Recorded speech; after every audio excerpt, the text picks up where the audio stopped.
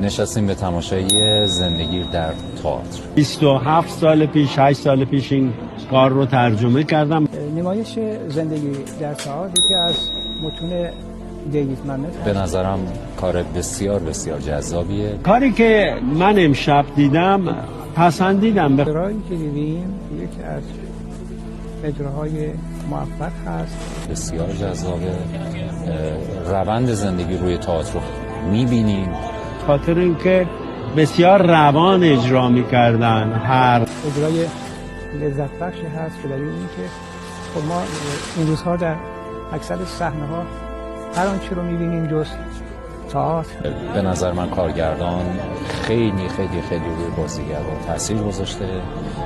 بدنشون، حرکتشون، بیانشون، کاملا میتونیم تاثیر کارگردان رو ببینیم.